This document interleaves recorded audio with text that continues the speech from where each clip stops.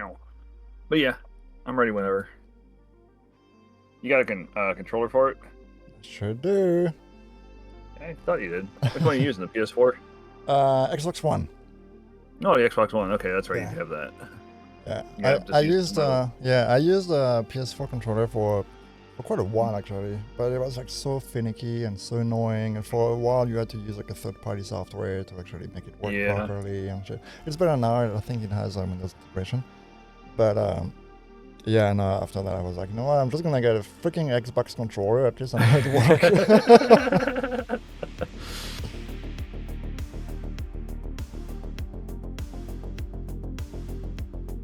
Hello and welcome to our very first episode of The Sense of Misery. I don't even know actually how we're gonna call it. How are we calling it? Saints of Misery Retro. Sense Hour. of Misery Retro. Well, Let's go with retro. Yeah. that. The Retro Sense of Misery. The old school Saints of Misery. Oh, okay. I kind of like Hey, that. there you go. I kind of like that. We're so prepared. It's amazing. But yeah, as usual, I am Flo, and today And I am Skullcra. today I'm joined by a rich Skullcra with us. I think that's the first time that you're with us on that On kind a of podcast, yeah. on the podcast, I guess, since we kind of revamped the Sense of Misery things. I think we've done a couple like a few like years ago. We tried that for a couple episodes, but we didn't do much with it. Anyway. Yeah. The premise of the Sense of Misery Retro, or Retro Sense of Misery, old school, is, well, we're gonna be talking about retro games and stuff like that, gaming history. We're gonna talk about a bunch of stuff today, and then we're gonna have more episodes in the future. And that's why we have Rich with us, because Rich is kind of the clan's expert on that kind of stuff. So Yeah, you could say I've been old school gaming for quite a bit. Yeah, right. And like that's funny because I was talking about it with my coworker, and the person I was telling you that kind of gave me the idea for doing that kind of stuff is I was telling her, like, I've been playing games all my life basically, right? But like you did, but still I don't really have the knowledge of all that retro stuff because I don't really play it anymore. I kind of like grew up with it, and I kind of like I followed the trends, right? As things evolved and things changed, I just went with it, and I didn't really look back. Like I have fond memories of old games. Don't get me wrong. Like I don't hate old games. Like I enjoyed quite a lot of them, but like I don't have that deep knowledge of them. So that's why you're What here. was your first console? My first console. What was your first like game that you remember playing? So my very first console was an Atari 2600. Oh, nice. Okay, yeah. I actually I think my first was probably like a Magnavox Odyssey 2. Okay. And or a Commodore VIC-20. Right. Yeah. So like I didn't have like those more I want to say obscure systems. I kind of like I'm more of a mainstream. Like I've always been kind of like a mainstream system. So like I started with the Atari, and I was playing Asteroids. That was my first game. Of course. And then So I think my first like one that was like that would have been like the Mattel and television because I'm the youngest of like 4 kids, and my two older siblings were the ones who like started out with the gaming stuff. right. So like we always had older consoles. They were just by that point they were like 10, almost 5 years old or more. Yeah. But yeah. I started with the Atari, then I moved to the NES, Super NES. I had a Mega Drive or Genesis here in NA. I had a Master System, the first Master System, for a short while, but I didn't have it for very long. And it's sad then because Genesis actually has like adapter playing those. true. And Yeah, I actually have that set up right now. Oh, I remember like the only game I really remember from the Master System is some like motocross game or whatever. Okay. Right? Like you go. I think I know which because they had like they had a not MotoGP. What was it called? Hang on. It's kind of like a super scroller. Yeah. It was like or super scaler. it was a scroller. So like like it goes from from left to right, and like you do some jumps and you jump like over obstacles. Oh, and okay, stuff like that one. I think I know which one it is. Okay. And then like you had to like like lean back and stuff like to time your landings, or else you would just crash. Like that, I played that. I remember that kind of game. But yeah, after that I moved to the NES, Super NES. I spent a lot of time on the Super NES, and then like pretty basic PlayStation 1, PlayStation 2, Xbox, PlayStation 3, and like so. I do not have neither the Xbox One or an Xbox Series, and I don't have a PS5. Yeah, same. Yeah, I think the most modern thing I have is a Switch. I don't even have a Switch, which is, I don't know, it makes a lot of people sad, but my last Nintendo system was a GameCube. I haven't had a Nintendo system since then. But yeah, though I will say, like, I kind of miss the N64 era. N64, I had so much fun with it. Oh, you ever come down here? I've got one. Yeah, I should. I should. I remember like playing the first Smash Bros. and oh wait, no, Smash Bros was on GameCube, the first one, and Ocarina of Time, the first first 3D Mario. No, the first Smash Bros was on N64. It was on N64, okay, right? So I'm not crazy. Yeah. And Melee was on a GameCube. Right, Melee was on GameCube. Yeah. I have good memories of this system. The Wii I kind of skipped because I didn't see the appeal to it. Like, there's a lot of good games on the Wii. There are a lot of good games, but like when it came out, and I don't know, maybe it was the way it was marketed or whatever. Like I didn't really see the value in the, and like what I thought was a gimmick really at the time. You know, like those. I think the Wii surprised a lot of people, like with how many actual good games came out for it. Because everybody was like, "Oh, it's got a bunch of shovelware," and it's like it does. It does, but it has a lot of actual really good games and hidden gems and games that started out on the Wii too. Yeah, for sure. Like the Travis, No More Heroes started out on the Wii. It's true. Yeah. And now that's just what they just came out. The third game last year, No More Heroes 3. Yeah. It was a big hit on the Switch. Yeah. I don't have a Switch. Like I might get one at some point, but like. Yeah, I don't know. Like one of us.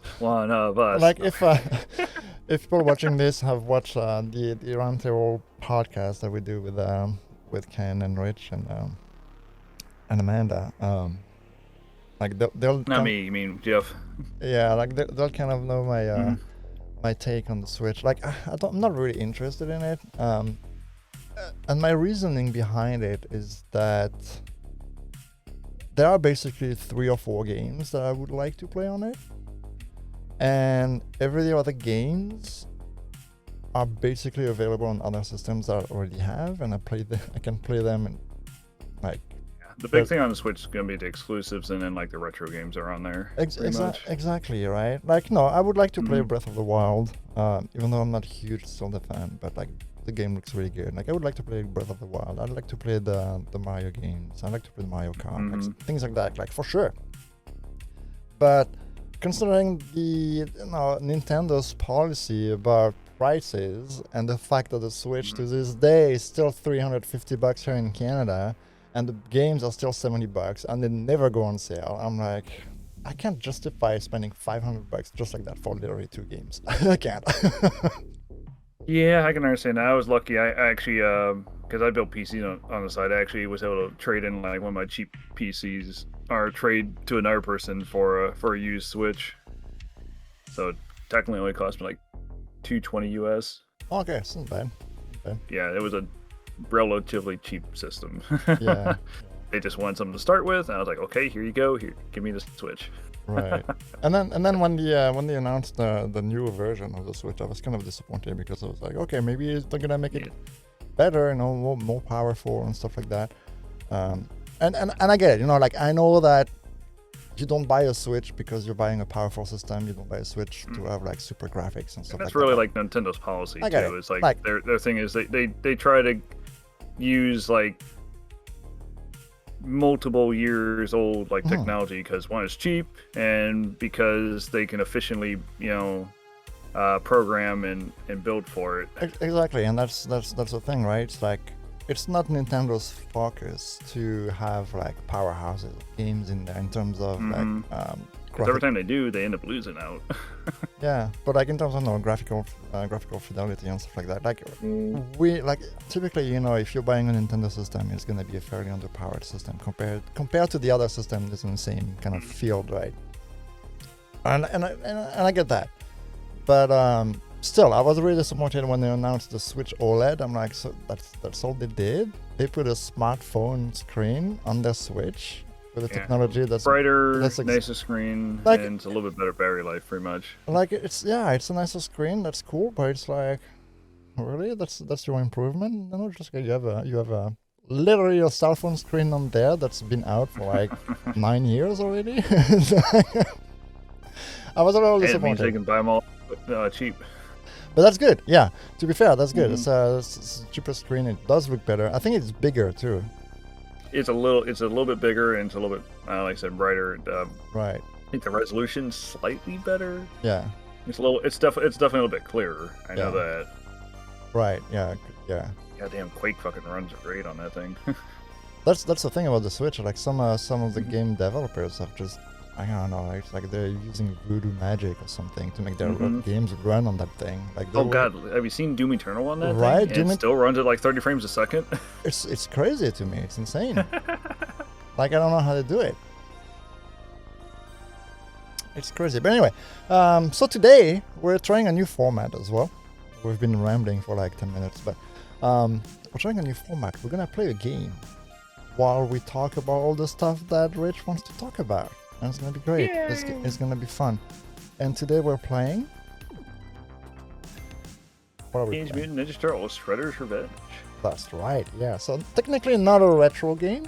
It's a new game, but it's like a love letter to the old school Super NES Teenage Mutant Turtle in Time. And the arcade game. Yep. And the arcade game. And so yeah, that's why we wanted to kind of play that while we talk about stuff, because it's gonna be cool. And there's even a couple of nods to the Sega Genesis classic Hyperstone Heist, which was kind of basically the version that Konami put on the Genesis of like Turtles in Time. Oh, it's a bit different. Yeah, I've played that one on stream if you ever want to see that. Nice. Yes. By the way, guys, if you're watching this, Skullcra streams on Twitch. Really regularly. Do you have an actual set schedule? Not completely, but I had to actually redo it again because since now I'm at a newer job, right, for like the past month, I've just been getting settled in. So usually I'm fairly regularly on, like between like 7 or 8 or so, depending on if I close or not. But yeah, usually I've been pretty regularly on, like around like that time till about like midnight. So I usually stream like 2-3 hours every night or so. Yeah. And you play a lot of retro games, and then you talk about a lot of retro stuff. Like Fridays, I'll usually play with you guys, like with like Zoe or Jarf or some of the others. Saturdays sometimes too, but otherwise it's mostly retro. Like right now, I've been focusing on like Game Boy Color and Game Boy games. Nice. That's and that's something we can talk about. Aside from plugging your stream. We can talk about how you do that, right? Because a lot of people think about retro games, especially old games. Like you mentioned the Game Boy Color and everything, and you're like, how do you play that on stream, right? Like I think that's something you wanted to talk about, kind of like how you use, in some cases, real hardware to actually play things on stream. And sometimes I mean, there's basically it comes down to when you're playing retro stuff. It's come down to two choices. You can either emulate, which is definitely a cheaper option, but kind of the more semi-undubious, because it's pretty much like accepted that people are going to emulate. Especially because even the game companies emulate, so... They do, like they literally do. Like a lot of the backward compatible thing is literally just an emulator running in the background. Oh shoot, like they discovered on the Switch, like the Saturn games are actually all running in a Saturn emulator. So you can actually hack that and play other Saturn games that weren't designed for it, like because it's supposed to be for Cotton. Right. If you remember it's kind of like a big like side-scrolling / like. First person like space shooter. Right, so like it's super colorful. Yeah, kind of huge cute 'em up. That's really popular actually. Yeah. Especially for like a retro community. But they figured out that's actually just running a Saturn emulator in the background. Yeah. And if you hack it, you can actually run other Saturn games on it just fine. It's actually a really good emulator, apparently. That's pretty funny, and that's the thing with the emulators as well. I think that some people don't realize, and again, my knowledge of emulators and stuff is fairly limited, to be honest. Like I know a little bit from what I've read, but not really from experience. But a lot of people think that an emulator is easy. You just plug it in and you just plug in whatever game you want, and it just works, right? But there are so many technical aspects to it, right? And then when an emulator, like you can run an emulator on like super high-end PC, and then it's gonna run your game like shit, because people don't realize that because you have a powerful machine doesn't mean that something's gonna run properly, because the game and the game system was designed in a way that is difficult for today's computer to actually reproduce, right? Yeah. So, I mean, it depends on the game systems. Pretty much anything pre like what 7th or 6th gen, which is like if I'm remembering my generations right. Because 7th gen, if I remember correctly, is Wii, like Xbox 360, PS3. But anything like 6th gen, pre 6th gen is pretty easy. So like anything like PlayStation, Saturn's kind of semi-difficult because it's a semi-complicated system because of the way it uses the 2 separate processors, or 2 co-processors. N64 is actually really easy nowadays because they figured it out way back in like '98 how to like hardware emulate it or even software emulate it on like old single-core systems. Because I was actually using N64 and PlayStation emulators way back in college when I only had a Pentium 4. Right. And they ran pretty damn well. But yeah, anything pre-PS2 is pretty easy to emulate. There's a couple different ways. Like, if you're going to do emulation... There we go. Thank you for the invite. Get that real quick. Yeah, I was actually looking into doing that. Yeah. Let's see. I put this in the story and I put this on normal. Okay, so we're like... Yep, that's what I was going to suggest. So it's not, it's not too hard. But it's not too easy either, Okay, I'm gonna play as my... Actually, you know what? I'll play my actual usual bad boy that I usually pick in most Turtles games. It's Raph. Oh yeah? I'm gonna be cheeky and I'm gonna play Donatello. Hey, nothing wrong with Donatello. He's got the best range by far. Exactly. If I remember correctly, at least from what a lot of the retro guys say, and a lot of the guys I watch say, he's kind of slow on the taunt, but he's not the slowest. I think Casey Jones is like slowest on taunt, because taunt's how you build up your special in this game. Oh. And if you want to start it, there we go. But yeah, in terms of like emulation, pretty much anything PS2 is really good. The main one I've been using recently because it ties in with the other topic I was going to talk about, which was retro achievements. Right. So it's basically like taking like the old Xbox achievement system and applying it to retro games. So now, as long as you are signed up under Retro Achievements, it's a site called retroachievements.org. As long as you're registered there, and then you attach your account into RetroArch, which is a big, like it's basically a launcher for emulators. Right. Pretty much. It's kind of like, Steam, but for emulators. That's kind of cool. Which, actually, funny enough, Steam has a RetroArch page, too. Yeah. They actually you can actually download RetroArch through Steam. Through Steam? That's kind of cool. Yeah. Yeah, it's pretty funny. I say 300 milliseconds. I'm not surprised we're getting that since you're all the way across the country. Yeah. Should be interesting. Play on 300, 200 ping. If this was an actual fighting game, we'd be like, no. But yeah, I mean, it's relatively easy to set up. Anything like a little more complicated, like say if you were like Saturn's going to require a BIOS, PlayStation's going to require a BIOS file, and those are easy to set up. Like there are so many forums for most of these emulators. Yeah. Like if you have an issue, just go into the forum and ask a question, or go search for it, look it up. And there's tons of YouTube videos on it too. Like the retro emulator community has gotten so robust because of how popular it's become. Because like so many people are streaming that stuff now.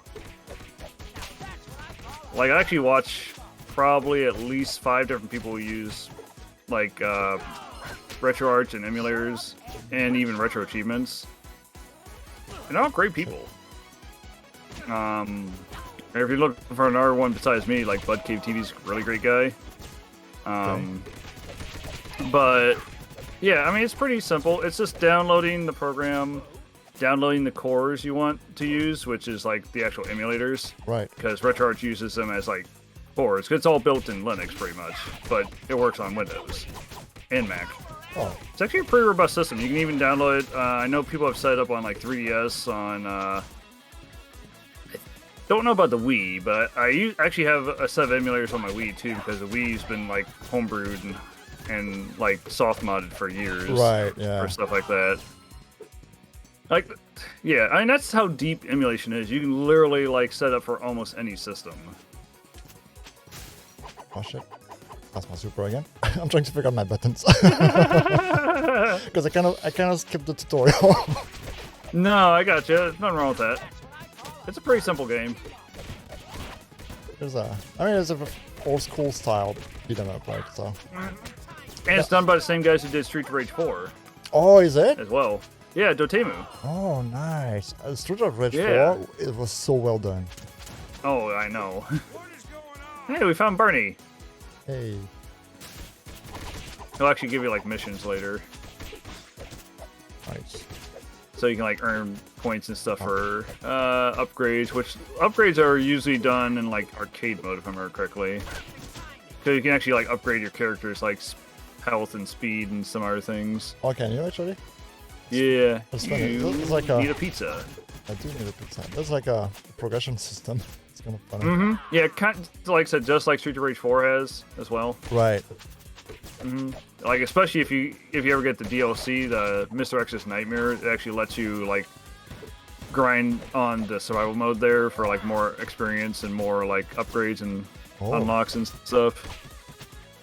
But yeah, I mean, in terms of like retro emulation, there are so many choices. RetroArch is a good one to start out with. There are some other emulators I might recommend for certain like systems or different games. Right. But if you go to the Retro Achievements page as well, it actually has like recommended cores to download that are compatible with the Retro Achievements system. Okay. Yeah, so that way, you know, it's actually like, you know, once you have your account set up and logged into on the RetroArch, you can actually like get the notifications pop up for the achievements, just like in Xbox. So it's basically just another way to enjoy your games, pretty much. It is. Like because that's kind of like the only issue sometimes with hardware is like, for one, it costs money. Yeah. Two, it doesn't have like the same level of satisfaction we've come to expect from like modern games if you're used to like getting achievements and stuff. Right. And that's kind of like just re-enables that enjoyment. Yeah, and you can play like old school games, like basically the way they were made, right? Which is Yeah, I like it because a lot of them, at least on the software side, it will depending on which core you use usually, but usually they're going to recommend the ones that are pretty smooth. Right. It will pretty closely emulate what you're used to. Like, and sometimes it's better because it doesn't, like, it's not like actually like straining the hardware per se, unless you're doing like PlayStation 2 or Xbox maybe. Yeah. And like, or Xbox 360 and stuff. Those are still pretty hard to emulate for some reason. Yeah, PS2 has kind of been, they've been emulating that for, I kind of followed that for a while. I was using like a dual or even a quad core with that, and it was still kind of tough. Yeah. Like now it's gotten a lot better. Now we're at like doing what, 16 cores. Like it's not nearly as much of an issue, and they finally released support for like retro achievements on that too. Oh, nice. Yeah, GameCube I think also just got support. Oh, that's cool. Yeah. Like Nintendo consoles typically don't really have things like achievements. I don't know. Yeah. Actually, I don't know about the new generation of the Switch or whatever. Get your pizza. Actually, I might need it more Yeah, now. that's why I left it. I left it for you. I left it for you. Yeah, you can actually kind of abuse the bosses here if you have somebody attacking and the other person's like building up their special by doing taunts. Right. How do you taunt?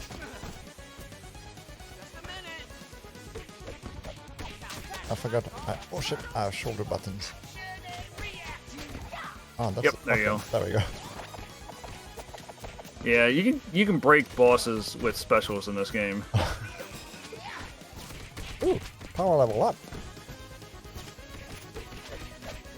And like the maximum amount you can go is like 3 specials because you can taunt like 3 times. Oh. Because like 1 taunt's like worth 1 special. Oh. Okay. That's good to know. Yep. Oh, there we go. We got the boss. Easy clap. Easy. Like I said, with 2 people taunting and doing specials, it's like, yeah. Nice. Okay, I found the button for the taunt. Hey, got an achievement. Sweet. It's the right bumper. Cowabunga!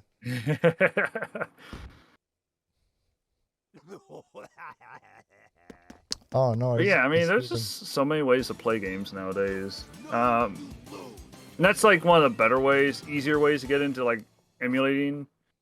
I can't say like how you go get the games themselves. You have to go get a ROM and just search it. You'll find it eventually. Just be careful. I always recommend for people who like if you're going that route, use a VPN. Yeah. Because per se, yes, it is by law. If you are caught like with stuff like that, your ISP could see what you're doing and be like, hey, you can't do that, or they could, prosecute you for that. Because if you don't own the games, like luckily I own a lot of the games too. On top of that, it's just for me, it's a way to play the games, enjoy them in a different manner, and also not use the hardware to where I'm wearing it out if it's like a disc-based system or something like that. And that's or especially if I own the game, I'm like, okay, I don't want to use the disc. I can install instead on the actual hardware. This is another thing tying into the real hardware. right. I can install like on a Sega Saturn or a Sega Dreamcast or any other disc-based system what they call an ODE, which is like an optical disc emulator. Right. It's a relatively light modification, or like hardware modification to do on your system. They're pretty easy to put in, apparently. That kind of reminds me of virtual discs, like a virtual disk drive, right? It's literally what it is, pretty That's much. basically what it is.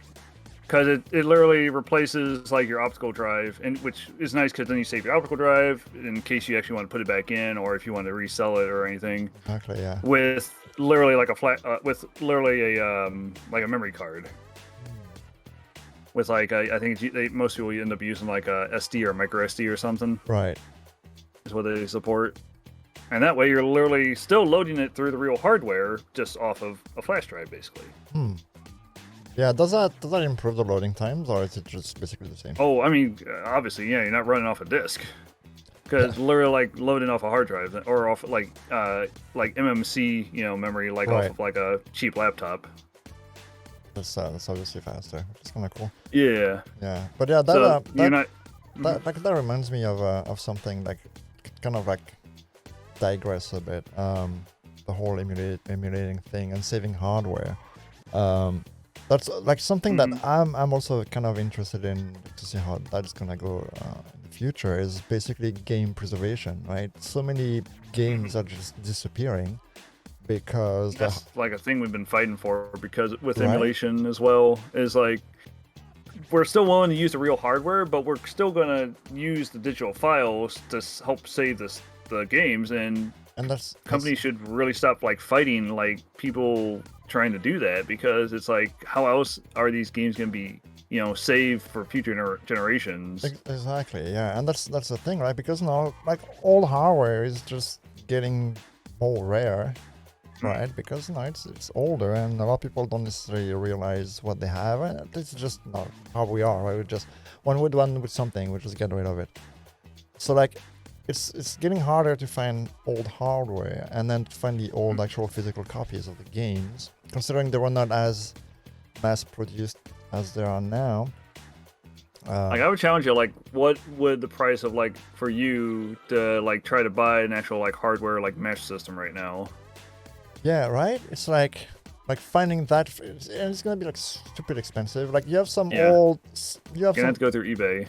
gotta go through eBay, and you have some like old Super NES games that go for like hundreds of dollars, and it's like this is not. Yeah, some it just depends on what systems. Like, because right now, like here in the U.S. at least, Genesis, the system, relatively cheap. You can usually find them for like 50 to 70, depending on model and like condition. Okay, start the game. I think I, yeah. Oh, yep. Oh, am I starting? Or you need to join, or like press. Okay. Press OK or whatever. In party, invite. No, you're king. You should be on the map. Press to join. Oh, okay. Give me a moment. I gotta see what button it's got assigned for that. Press to join. Oh right, yeah, because reminder, I'm using my Sega Saturn controller. Right. I think no, that's Dojo. Because you would think that would map that to the start button, but no, it didn't. Okay, give me a moment. I don't know, just pressed A, and then I got a pop-up thing waiting for more players to join. Okay. Just press all the buttons. Well, I mean, I only have like 8 of them. 9 of them. I have pressed all of them, trust me. So let me see if I can figure this out with a keyboard. No. Okay. Give me a moment. I didn't realize this would be an issue. Let me plug in my other controller real quick. Okay. I have a Switch controller. Ooh. Like a cheap, little like Bluetooth, like a wireless Switch controller. Oh, okay.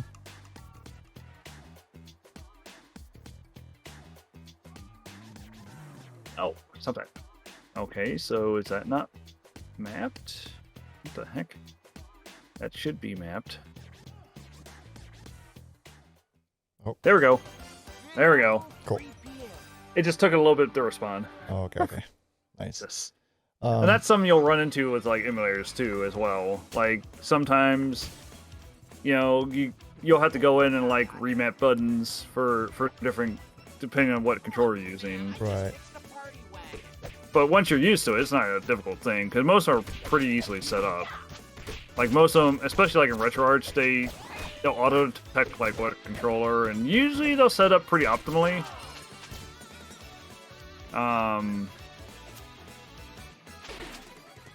But yeah, I mean, in terms of if you collect the PAL, they'll actually automatically like pop your special. Oh, that's what it does. And like activate this for a bit. Yeah. That's funny. There's a lot of them here. Holy crap. Mm-hmm. But yeah, I mean, in terms of like for stuff like that, yeah, I mean, you can emulate on just pretty much any system, on a PC. And the nice thing about that is for streaming, it's not really like core intensive, so you can stream at the same time while you're emulating, usually on the same PC. Like unless you're doing like PS2 emulation or something, which I would usually recommend doing a 2 PC setup on that. Right. Then. Oh shit! I fell down. Yeah, you fell down the manhole. Oh, the manhole. But the other option, if we're trying to dig into that as well, is if you don't want to emulate, or especially if you already have a retro system or two, which there's a lot of different options just depending on the system. You can also use a capture card, and there's a couple different methods. I use a RetroTink. Okay. Which is basically a line doubler upscaler that converts like for like the basic one, the 2X Mini, it converts like composite or S-video. Oh, so outputs that's kind of like into HDMI. That's kind of like a capture card for like all the hardware. Mm-hmm. Basically. Yeah, right? except it's not the capture card itself. It's actually just a doubler and scaler. Oh. So then you still have to plug it into a capture card usually. Right. Usually it's used for like just being able to play your old retro games on more modern TVs. Oh, okay. So, and actually get a good resolution out of them. Oh, so it takes the It takes the signal from the console and basically converts it into like HDMI. Yeah, it converts it into an HDMI, plus also doubles the actual resolution output. Right. So it's because most of your old consoles, like 16-bit ones, are going to be like 240p. Like or 240p, so. Yeah, if that. Yeah. For some of the games. Yeah, 240 or 160, because depending on Genesis or Super NES, but it's a relatively, semi like smart, like system, like not system, but like little device that will be like, hey, I'm gonna double this resolution up to an actual 480p signal, so it doesn't look weird on your TV. And some of them, most of the time, they'll also go up to full 1080p as well. Yeah, and also because like back then we were playing on CRT monitors and TVs, right? And now we have like all LED. Like it can look a little strange, I guess. Yeah, so it'll also it'll clean it up a little bit, and also like you can even enable like if you want like some of them let you enable like We need a pizza. what do they call that? Like scan lines. Right. So that way, but scan lines aren't really necessary on like modern monitors or TVs. But the nice thing is you can still use, say, press. Yeah, there you go. You should be able to revive me. You probably have to knock out the other guys. God damn it. Oh, just in time. Wow, last minute. Easy clap. But yeah, you'll usually, like, there's just so many different ways of doing it. Like, the simplest way is just like a retro tank, honestly. Right. They're pretty cheap. Usually, like, the 2X Mini is like $70 or $80 US. Get that pizza up there. I say cheap, but it's cheaper than a lot of the other options, trust me. Well, he was both. Nice. There's a double pizza. Yeah, like I said, you can go really, really expensive. There's, if you really want to, there's a lot of options for retro. If you're doing real hardware. Yeah, like the hardest part is obviously getting the actual hardware. Right. Easiest part is getting the accessories that'll let you play them on a modern console or capture them. Yeah, I feel like the market for those things kind of like has evolved. Skyrocketed in like the last 5 years, yeah. Right? Yeah. Horribly skyrocketed. Which like to me really shows like that people just are interested in that kind of stuff and really want that kind of stuff. And that's something that kind of bothers me sometimes, is that like a lot of companies fight emulation and all that things. And I'm like, well, that's cool, but like for some of those games, that's literally the only way I have to play this game anymore. Like, and some games you can't play, period, because like they don't either exist in a physical media format anymore, or like the console is like pretty much dead, or it's an arcade game for that matter, where it's pretty much impossible to get the arcade system unless you have tons of money. Yeah. So I'm like, like if you don't want me to emulate the thing and like potentially get the game in a way that you don't like, it's like, give me a way to play the game. Like, give me like that's the thing that and if you're gonna port it, make a good port. Don't make a janky one that no one's gonna want to play. That's it. Right? And like Nintendo does that a little bit, right? They have like classic games on their newer systems and things like that. Usually they've been pretty good with their emulation. It depends on who the actual like backing company is, obviously too, because it's not all on Nintendo on that stuff. But like for their own stuff, they usually do a pretty good job. And like the Switch has been like a pretty good system overall for like playing like older games. Like they even have like Neo Geo Pocket Color games too. Yeah. Like those have some of like the best like handheld fighting games on them by far. And but yeah, that's something that really kind of annoys me sometimes from those companies. It's like, yeah, no, don't emulate, don't pirate the games. And I'm like, but I want to play the game, and that's the only way I have to play the game, because like I'll buy the game, like sell it to me for like $10-20, I'll buy the freaking game. Like I don't care, but if there's no other way to play it, it's like, what do you want me to do? And that's kind Exactly. of the problem I have with actually maybe I have to press it twice. With that, right, and the game preservation aspect to it and things, right? And then there's like, when you think of more modern games, the fact that sometimes the game just gets its servers shut down and then you can't play the game anymore. Oh yeah. Right. And I think that's what also draws people a lot to the retro communities, because you don't have to worry about that. Mm-hmm. You know, those are games that will forever work because people will want to play them, and they weren't, you know, based on like a server or something. Right. And I think that's what appeals to people, is because it's bringing back that feeling of like, okay, this is back when things were kind of simpler, and I won't say they're better per se. Like obviously there's a because I do like my retro games, but I also understand like why people like modern games, or right. why why things weren't always great during the retro times. Because like buying a cartridge back when they were new, there was like $70 to $100. It was. That was back so in like expensive. 1990s, money. Right. Yeah. It was so expensive. It was insane. Like, or some of them were more. Like some of the like RPGs and stuff were horribly expensive, especially on the Genesis or the Super NES. Like a bunch of the games I had on the on Super NES. Oh shit! I got I got flat. All flat. Some of the games I had on the Super NES were not available in Europe, so I had to buy the US version of them. Like that's how I played like most of my RPGs on the Super NES, because RPGs were not a thing back home in France for the longest time.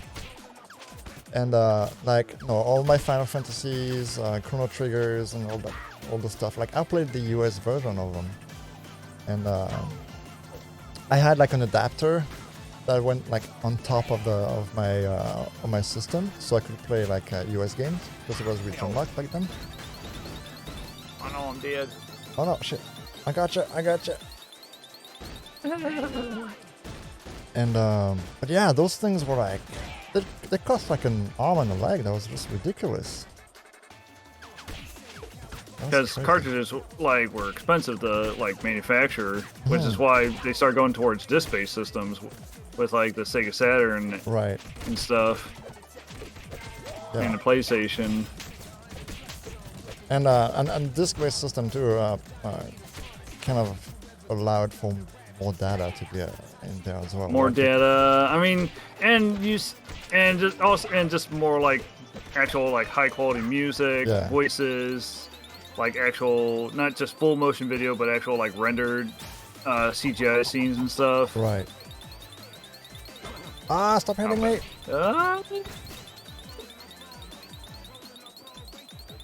Oh, come on. Oh, no. It's alright. I tried. It's fine. You're fine. But yeah, the CD format kind of, like, I don't want to say revolutionized the gaming. Yeah, because it wasn't landscape. used properly for like a couple of years until like the actual Sega Saturn and PlayStation came out. Right. But the idea of it was like changed a lot of things, right? Because you had so much storage for basically super cheap compared to having to use memory chips, right? And that's why cartridges were so expensive, because memory was more expensive to produce, and then you have all the plastic and everything.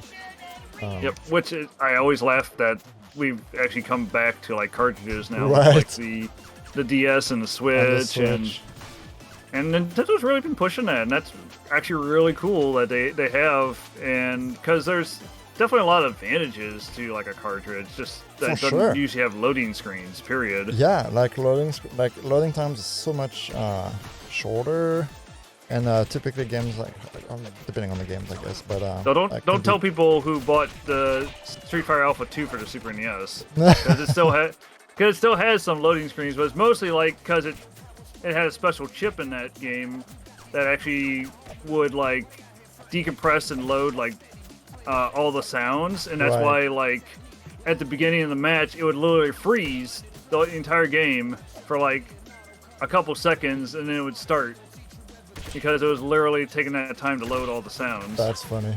Preload all the sounds for the entire match. That's funny. Yeah, yeah, because he had to load it like in the RAM or something, right? Yeah, there was some crazy witchery that went on with some of the cartridge-based games like that. Like, look at Resident Evil 2 on the N64. Right. Like, they somehow fit something that was like, I think they measured it out on the PlayStation at like over 600 megabytes down to like 32 megabytes or something, or 64, some crazy number. Right. And still had all the, or a good portion of the FMVs and the video and the music and sound and everything. Yeah, I mean, I know I'll be in very low quality, but it's still impressive. It didn't look horrible either, yeah. I mean, yeah, like it was decent for what it was, right? Yeah, because most people were still playing on CRTs, so they knew that, and they were able to take advantage of the fact that, hey, we could literally cut out like every other frame, and you won't even notice it. Ah, stop it. Oh shit, can't land on it. Oh no, I'm gonna die. Oh no, shit. I'm dead. Are you just laughing at me? I couldn't. Oh no, I died. He was throwing grenades at me. Yeah, it's alright. I was trying to build up my my special gauge, right? because that's like the easiest way to get rid of this guy. Oh shit. I gotcha. I don't gotcha. Okay, I think you can. Let's go. Yes, just barely, Jesus. Easy.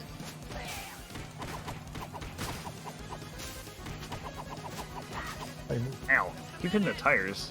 I remember having an issue with this guy before, but... There's a big truck. Okay, I got a super again. Yep. Shit. Ah, dang it. Shit. I gotcha. Let's go. Ow. I got ran over immediately. Just a minute. Ah! Alright, I got 2 supers. Let's go. There we go. Let's go. Easy. But yeah, I mean, there's, like I said, between those two ways, I'm like, because you can get deeper into the actual like hardware stuff, because there's like even going into, especially on the older systems, you can go full SCART, which was like the European way of like getting like full like color and full like actual analog, you know, visual quality, because it's actually using like literally, instead of combining everything into like 2 or 3 pins, you're literally like outputting the video with like 52 pins or so. Right. So it's actually like properly splitting up all the various aspects of the picture and outputting it to the screen, because that's how most, you know, European TVs were. They were using SCART. Yeah. Which is like which also used, if I remember correctly, with like a lot of video productions systems too, back in the day. Yeah. And that's just like randomly, I just thought about that as well, because we're talking about displaying stuff and how we're using old CRTs back then, and why on new LED panels and stuff it might look weird. There's also like just the base technology of how an image was displayed, right? When you think about it, because CRT TVs just display images line by line. Whereas actually, I don't even know. I should look into that. But like, I feel like the modern panels, LED stuff, doesn't really work the same way. Well, yeah, because usually it's either interlaced or progressive scan, where it actually is like done all at once. Where interlace is like it does one vertical and then one horizontal, usually interlacing them. Right. Oh, we're going. Which is another thing you kind of got to watch out for sometimes when you're doing like retro stuff. But there's so many different forums and like great like places for advice. Like Retro RGB is a really great place if you're looking to get into like retro and like getting a better picture with your retro. Right. But like I said, the Retro Tink is a great way to start out because it's pretty cheap. All you have to have is the system and plug it into your Retro Tink. I would usually also try to look for like a audio video switch that lets you switch between systems if you have more than one. Oh. And those are pretty cheap to get. Just make sure you get a decent one. Don't cheap out. Right. And that's the same way with like SCART switches and other stuff like that. Don't cheap out on your audio video switches, because you will get a bad picture. I guarantee it, or noise, or buzzing, or something. Yeah, it's don't cheap out on your cables either. It's just like, you know, for your computer stuff. Don't cheap out on your stuff. Mm-hmm. Like you don't have to go most expensive, but just don't go the cheapest. That's what I was gonna say. Yeah, like you can get something decent for like a reasonable price without having to shell out like so much money. But but usually going for like the cheapest of the cheapest is really counterproductive. You're not actually saving much. Yeah, and like the difference between like emulation and hardware is like emulation, you might have some input lag. Like usually the better emulators will allow you to adjust that. And like with a decent controller, as long as you're not using like wireless, even with a good wireless controller, you're really not going to notice it all that much. And like I said, a lot of that can be adjusted out and tweaked. Versus like real hardware, where you're probably, as long as you're not capturing it all through a capture card and you're actually viewing it as well separately on like a real like CRT or a real monitor or something, you're not going to have that input lag usually. Yeah. And some people will notice it, some people won't. You know, it's like some people don't seem to notice like high refresh rate. Monitors. That throw into the screen is like a total time. Yep. It's so good.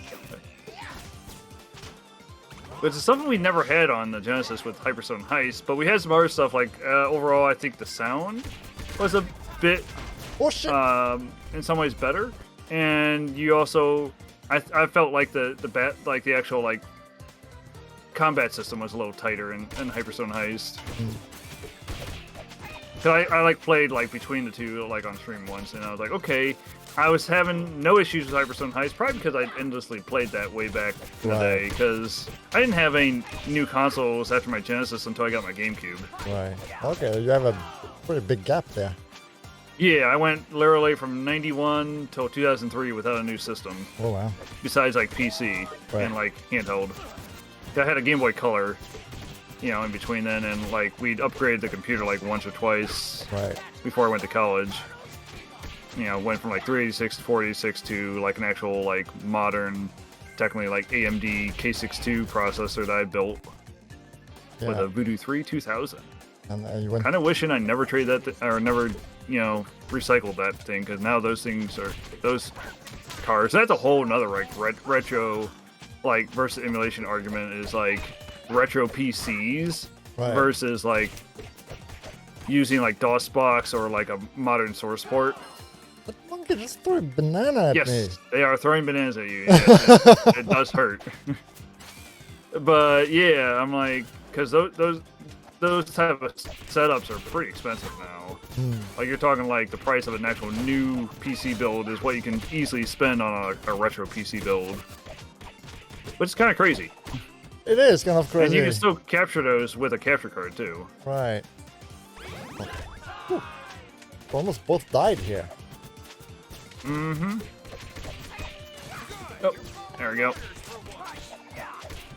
Yeah, because you can actually bust things around here, and you can pick up like potential like mission items for like the people you've rescued. Right. Yep. But yeah, I mean, I think the retro craze is like bigger than it's ever been. Like it was starting like when the PS2 came out, and like the Wii and stuff. And you know, when we were starting to get like remakes, and like we were starting to get like full like arcade quality or like actual console quality like emulation stuff. And then we were starting to get like retro style games, you know, and stuff like that. And now it's kind of like in full swing, and I think COVID kind of like kicked a lot of it off too, because that's when like a lot of the console prices got really jacked up. For sure. Yeah, going back to the Switch thing we were talking about earlier, like during COVID, there was basically no way to find one. Oh yeah. Oh, I fell down his hole.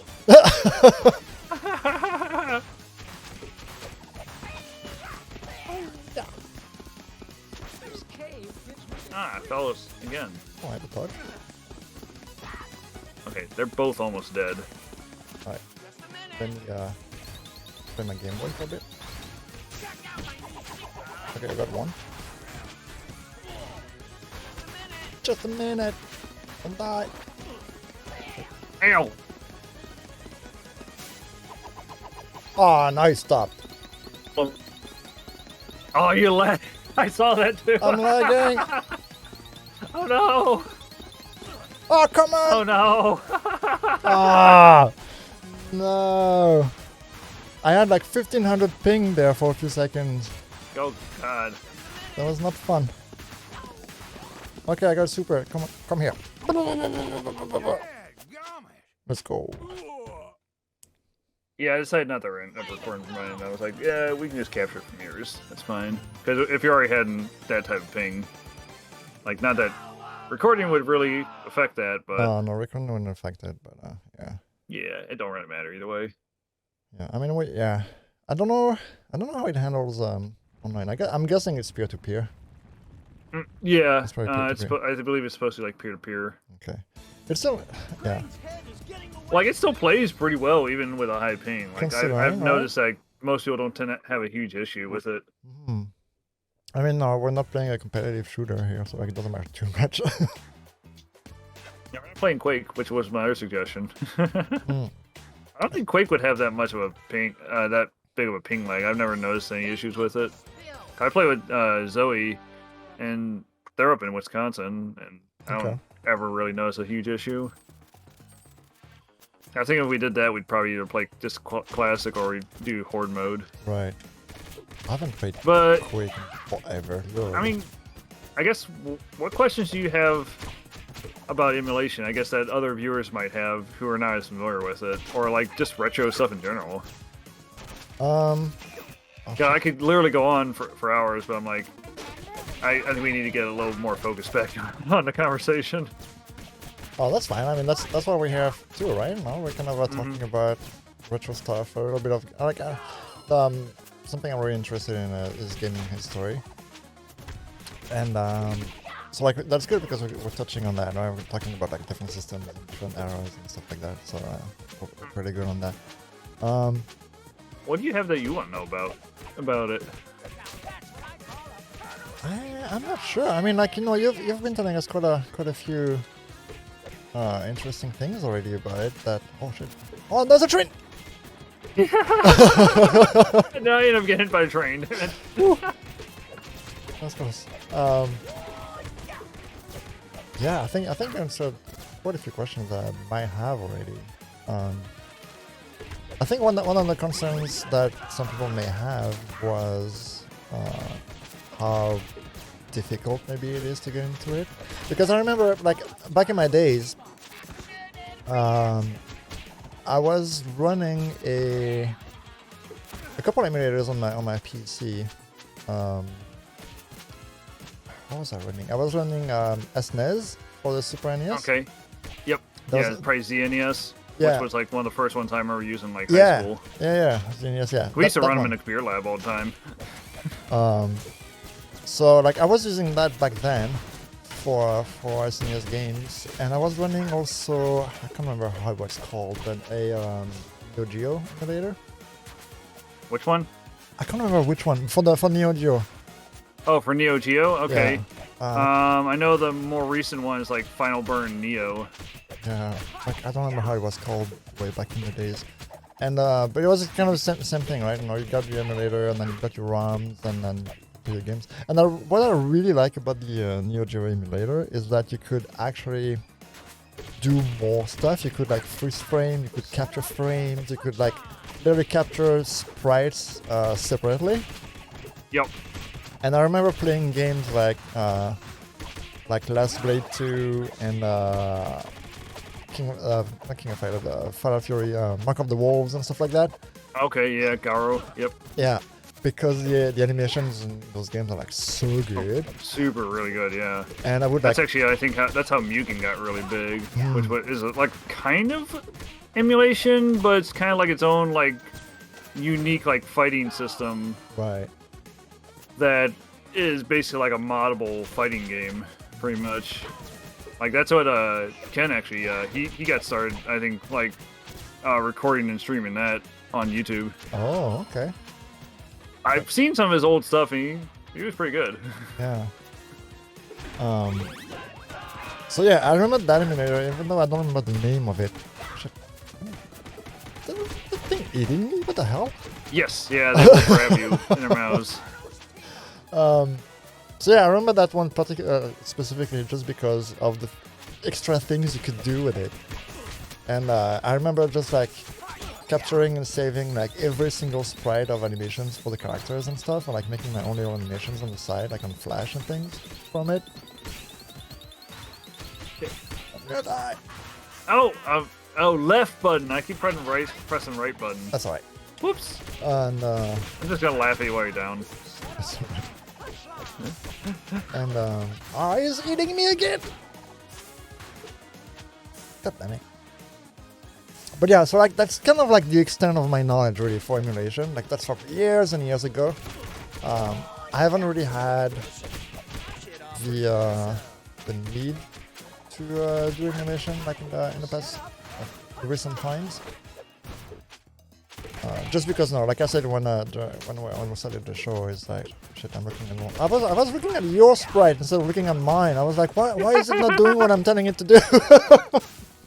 Oh, okay. Sweet. I got a super dive attack now. Ooh. Unlock that.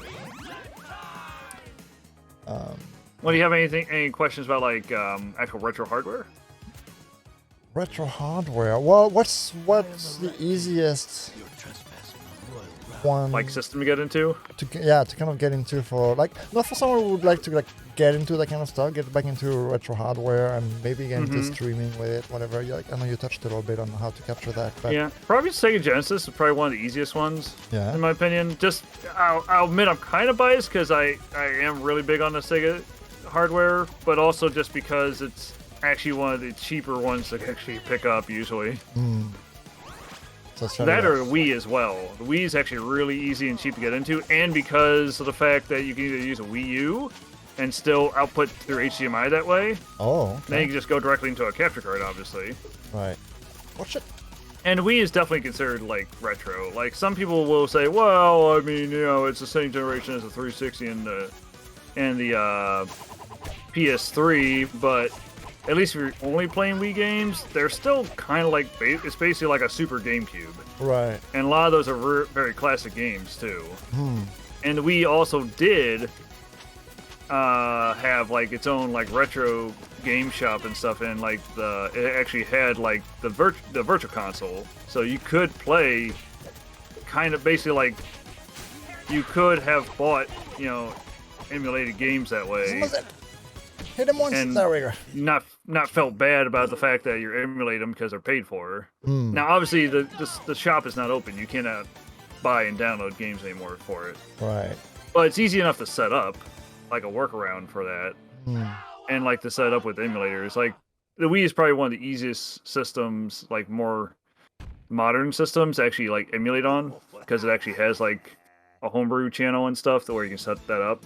Okay. And it's pretty easy to set up. It's just basically literally using an SD card and setting it up on your computer, just like you would an emulator, or like, as an example, if anybody's into Doom modding, it's just like setting up a Doom mod. Right. Literally. Okay.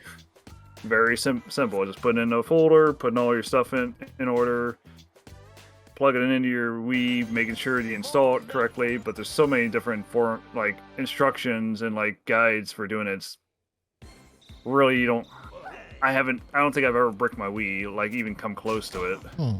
Okay. Because that's what some people think. It's like, oh, well, I might brick my Wii and I will never be able to use it again, or have to go buy a new one. Right.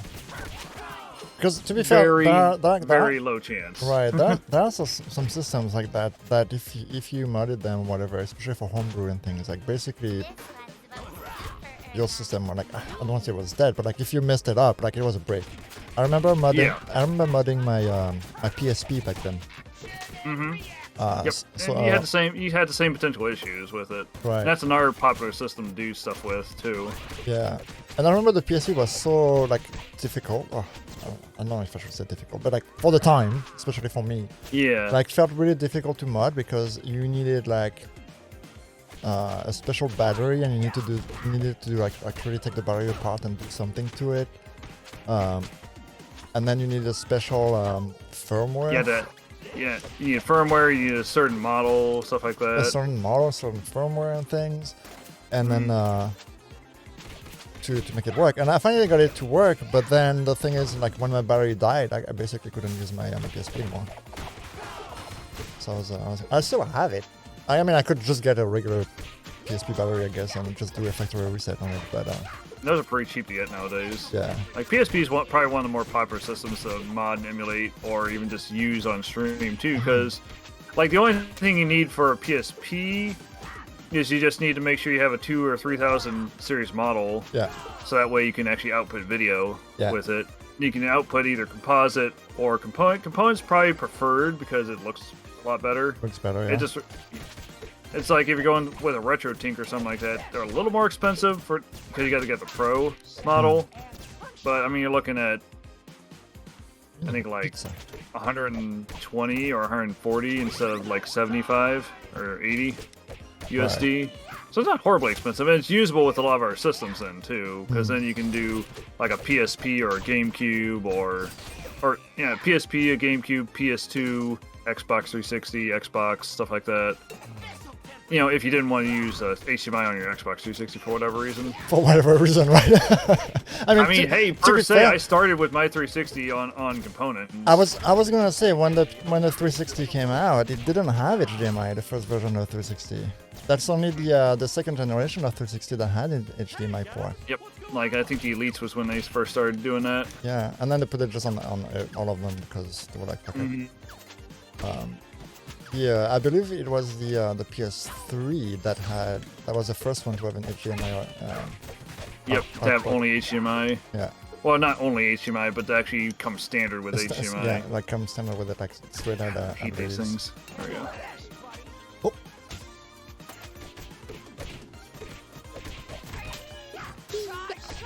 But yeah, I mean, in terms of the easiest, I would say the Genesis, because also it has a lot of potential for, like, if you want to use, like, a higher resolution, like, output, like SCART or something like that. Or because, you know, it natively supports SCART. Right. And then also the fact that it natively supports, like, S-Video and stuff without modifications. Gonna get squashed. Let me get rid of this guy. Okay. Oh, don't have. Okay, well, he's tired out. Oh, I pressed the wrong button again. It's okay. And the problem is, if you don't complete your taunt, it also means you don't get your super for it. Woo! I keep forgetting there's like a roll button. Yep, same. But yeah, Genesis is probably one of the easier ones just because it's pretty cheap because it was very popular and the hardware itself is actually cheaper overall. Okay. Just because I think there's a number of different reasons for that. Just because like a lot more of the like expensive games aren't on the Genesis except for like shooters and stuff and RPGs. But oh no, my controller disconnected. It says it's like it didn't. Screw you. Ow. But yeah, and just because it's, I think in a number of ways, like, yeah, I think it's just overall there's a lot of different options with it, because also then you can also do a Sega CD, you can do a Sega 32X, you can do a power-based converter to play Master System games and stuff. Right. Yeah, that system had like so many different like peripherals and like many extra console and upgrades options and things. It's like nah, we're not gonna make a new system. We're just gonna make a thing to go on top of the old system to make it better. And then you also had 3 different versions of it too. Yeah. You had the Model 1, which is if you're going for like audio quality, it's probably the best one because you could use the actual like stereo headphone jack to actually get true stereo, or you could go with the Model 2, which has true stereo, but technically the audio quality is a little bit less because they use cheaper chips on them. You could also go with the Model 3, which is basically the core system. It's like got the worst audio quality, but it also is probably the cheapest by far, usually. What the? You could go with the At Games, which was, you know, like their own variant that they made way later that uses even cheaper components because I think they sold it for like 50 or 30 bucks at that point.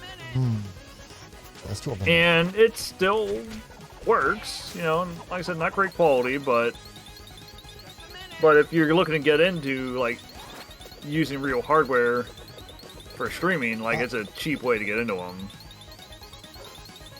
Gotcha. Oh, that's close. And the difference between like the different models isn't usually a huge difference if you want to get like the highest quality possible. The expensive part is going to be getting like any of the other systems, like the 32X or like the Sega CD. I think I had to pay $100 for my 32X. Okay. And considering the 32X has a fairly small library, like only 40 games, and some of them are actually kind of expensive too. Right. Fuck. And there weren't a lot of actual great games on it either, unless you're into like arcade, into like actual like arcade perfect games like Afterburner Deluxe or Virtua Fighter Deluxe, stuff like that. Okay. Space Harrier Complete. That guy's fart is really annoying me. Yes, it is. God dang it. Ow. Oh shit, I don't have a super. Okay, you got her. Easy clap. Oh no, okay, fine. Yeah, we gotta knock them out again. Just a minute. Ow. Get over here.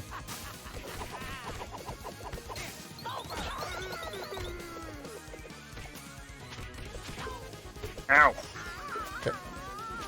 Get over here. There we go. Nice. Yeah, because otherwise, like the easiest way to go about it would check eBay. I mean, depending on your region, where you're at, you know, check like a decent local or online place. If you have a local game store, like Retro Game Store, just check, see what they got. You know, see if it compares. Those are so hard to find now, retro game stores. Like, like Canada, I don't know for you, but like here, specifically in Vancouver, like I think your best bet to find old systems like that is literally thrift stores. Because a lot of people just give them out, donate them because they're just cleaning up the attic or the garage or whatever. Or just check your local shout outs and stuff like Facebook and stuff. Yeah, because a lot of times you can find really good deals that way. That's especially if you're looking for like old CRT monitors or old TVs that you want to use them. That's the best way. Most people are just willing to give those things away, unless it's like a CRT, like a professional grade one, right, like that they use in hospitals and stuff. That's another big retro thing. So a lot of people want to use like professional, like what they call PVMs, right, because they give the highest quality video, but they can be pretty expensive. Like I've seen people easily spend a couple $100 on really good ones in the retro community. Okay. Oh, I fell into a pit. I was like, what happened to that? But yeah, I mean, there are other systems. The PlayStation 2, really easy to get into because they were very popular. Obviously, some of the most popular systems ever. And so it's very easy to find them for pretty cheap. Like you can usually spend the same amount on one of them that you can on a Genesis, like about $50, right, or less. I think the PS2 is still to this day the most sold system, right, that we've had. Yep, I think the Wii is pretty close to beating it out, and the Switch might end up coming close at some point too. I wouldn't be surprised if it did. Yeah, because the Switch is definitely been getting there, and the DS also is like really close to the PS. Yeah, the DS was a big. See, I have a 3DS, and you should get the pizza you can buy. There we go. And I Yeah. have like 3 games on it. Which, I have quite a few on mine, but I also like so I was actually starting to get into collecting like DS games because they were so cheap for a long time. right. Yeah, like DS and 3DS stuff is a bit cheaper to find now. I don't. Which, by the way, make sure if you want anything from the eShop that you actually like get that before next year in like March, because I think that's when they shut it down. Oh, are they actually? On the 3DS. Yep. That's, Yeah, they announced that like back earlier in March. They're gonna shut it down next year in March, which kind of sucks. That's unfortunate. And you can't even like actually like pay with a credit card anymore. That as of like May. Oh, okay. So on the 3DS eShop, yeah. So how do you buy stuff on the eShop now?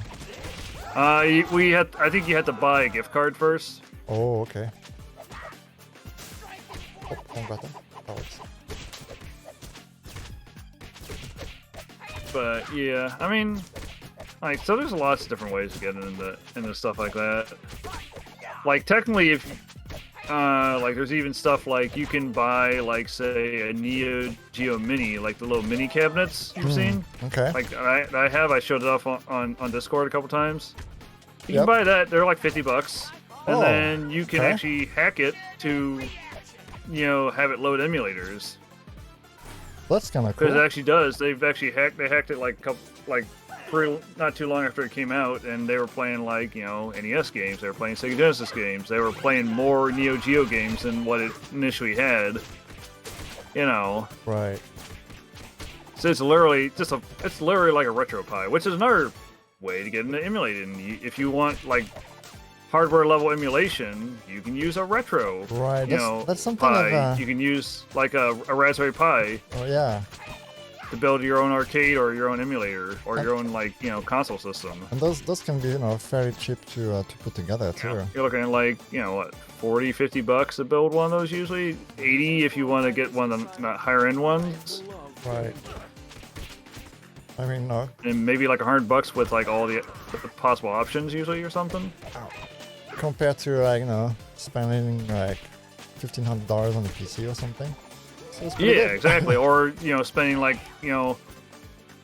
like say like on a Sega CD, say like spending like $200 or $300 on a Sega CD system, and you still need a Genesis for. Right. I've looked at that, and it's like, because if you get something like a Genesis, you can they have actual like technically like hard drives for them now, what they call an EverDrive. It's basically like a cartridge made to run on your Genesis that will allow you to store all of your ROMs on there. Oh, and play them directly off the real hardware. Yeah. Interesting. So it's like it's like a micro SD card in the form of a cartridge, basically. Yep. And some of the nicer ones, like the EverDrive, I believe it's the EverDrive Pro. Okay. Allows you to actually play the Sega CD games without the actual Sega CD console or Sega 32X for the same reasons. Oh. Because it basically has like an actual like hardware core embedded in the cartridge that emulates the Sega CD at the hardware level. Okay. And so you can also load like the audio tracks that way too. Just a minute. Oh. Ah.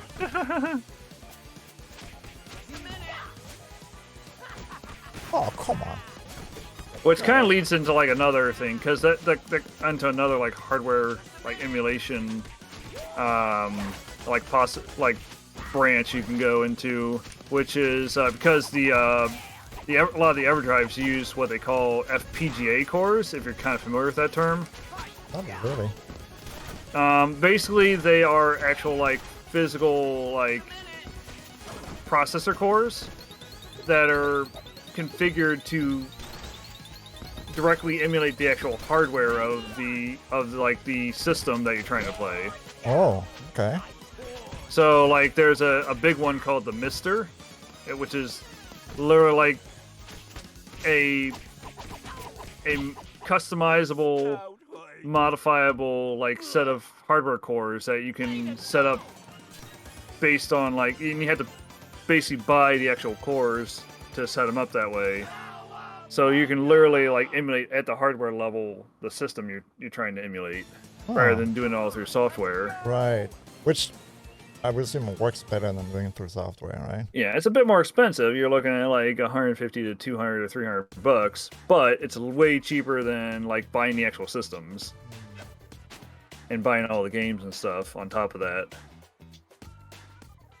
Okay. And it'll still work just like, you can still plug in like modern like USB controllers, and it'll still output at like full 1080p or better, stuff like that. So then you don't have to mess with like a line doubler, or you don't have to mess with like what they call Frame Meister, which also does similar things. You don't have to mess with all the extra like in between like middleman settings. Basically, it's all built into the system. So that's kind of nice. It's kind of nice. It's a lot more convenient. Yeah, like I feel like emulation and playing on older hardware has become like a lot easier over the years. Although, like I don't know, like maybe hearing us talking about it, it's like, oh, yeah, you can do this, you can do that. There's this thing. Like it might seem complicated, or it's kind of simple. Really, it's going to be dependent on your situation, and whichever one works for you is really the one you should go with. Mm-hmm. Like if you really want to go out of your way to actually collect the systems and like be able to use them. The only reason I even have my old systems anymore, or even have them, because one, I had to reacquire a lot of them because I was silly and traded a lot of them in way before the retro craze really took off. Yeah. Because I was like, oh, I can just rebuy them later. Well, that didn't happen, obviously. Right. Not some of them. Like I don't have a Sega CD anymore because of the fact now it's like 5 times the price of what I traded in for. Right. And I mean, a lot of people did the same thing, right? Like I was saying earlier. Yeah. It's like, like. I was like, oh, I can play them on my 360 now, so I don't have to worry about this. Exactly. Oh, we're lagging again. I've been lagging like trying to throw guys for like the last couple minutes. Oh, I'm gonna die.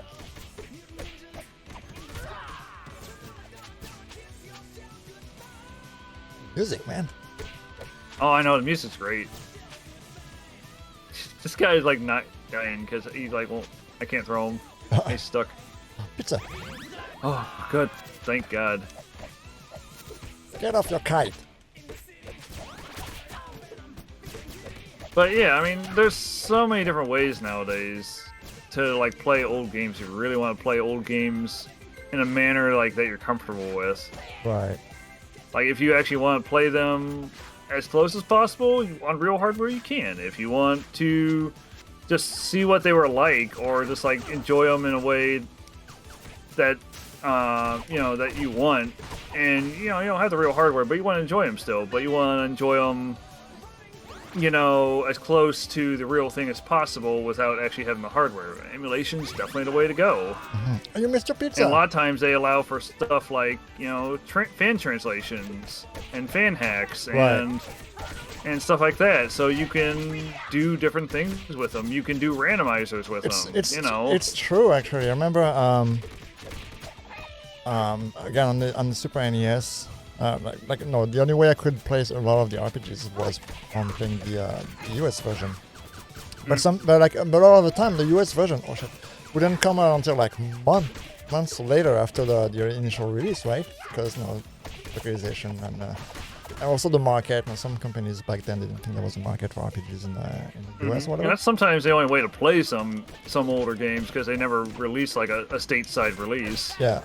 And I remember, I can't remember which game it is. I think it was the first Breath of Fire game by Capcom. I started playing it in Japanese because that was the only version that was available. You missed your pizza again. Ah, damn it. And always mess up pizzas in this stage. But later on, I got a ROM that was actually fan translated, and that allowed me to play it in English before it came out with the US version. So that's pretty cool.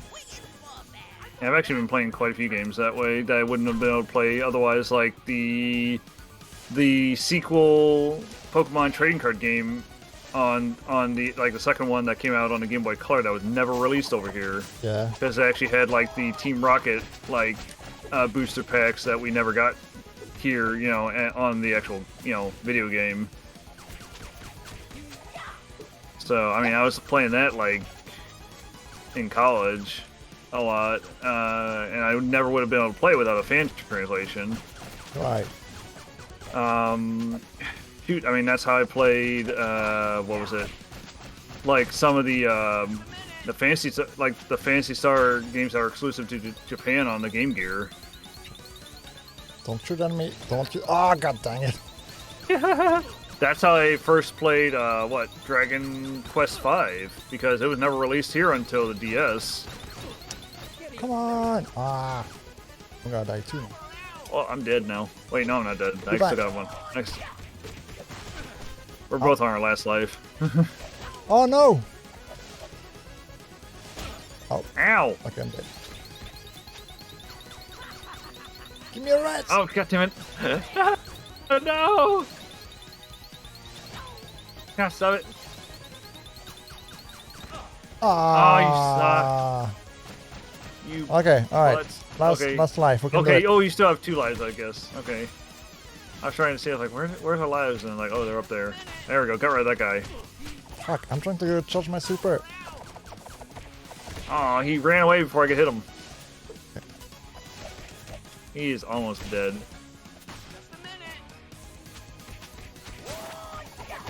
Let's There we go! Ooh, this was Dingbat. tough. Or Wingnut, that's his name. Wingnut. It's really funny, like, this game really references even, like, the old, like, action figure, like back of, like, the action figure, like, boxes and stuff. I used to have quite a few, like, Turtles action figures. I have some of them still that are actually in decent condition, because I unfortunately got into a habit of actually, like, actively, purposely breaking them into pieces. I don't remember why, but I did for some of my good ones. But I still had some, like, the mechanized ones that were pretty good. I still had, like, I think the swimming action Donatello. I had one of the, like, the spiral cutting action, like, Shredder. Oh, yeah? Yep. Because you could actually attach, like spinning, like, spikes to them and stuff like that. And you could wind it up. That's funny. Yeah, like Ninja Turtles for me wasn't really a big thing, to be honest. In Canada? Back home in France when I was a or kid. In France, right? Yeah. Gotta say, and I know in Europe, or at least in Britain, they actually had like the British.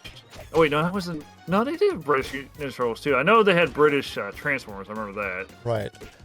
Because they actually had like some unique, a unique storyline on those. Like I mean, like we had it. You could watch the cartoon for it. But like I never really was into it, kind of thing. But oh yeah, it took off here hugely. Yeah, but like I mostly got into it, kind of, because of the games, right? Because the games are fun typically. I think the main one for me was Turtles in Time, obviously. I'm saying yes, but yeah, for me it was the Hyperstone Heist on Genesis. Because that's what we had. I had Genesis, and I was going to play it there. Still probably one of those played games. Right. Oh god, that was some teleporting. That was some pretty heavy lag there. The lag is so bad it's not even telling us how much it is now. I don't know for you, but like the MS counter it's not here anymore. Yeah, no, it's disappeared on me too. Oh shit, I stole that. Yeah, you were saying. I don't remember. Oh, you were talking about Turtles. Oh yes. Holy, let's go. Then bounce.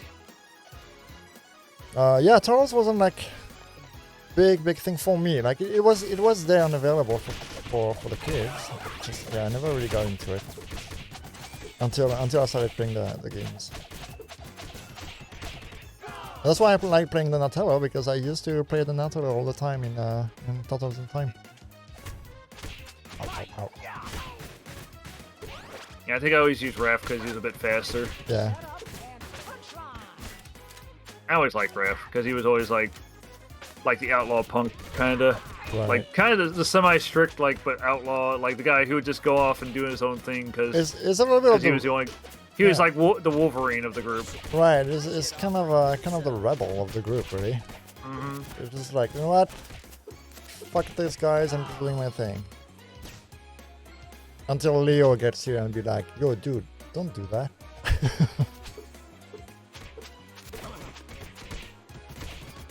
But I like Donatello because he's a smart guy, and I'm a smart guy most of the time. Ooh. Need that because these are like one of the toughest of like the regular Foot Clanners. Do the lives reset with each level? I guess so. We have 3 lives. I don't know. I know we've probably got an extra life already because we had 2 before. Okay. That's a lot of them there. Holy shit. Yeah, you just press down when you throw them, and it'll throw them at the screen.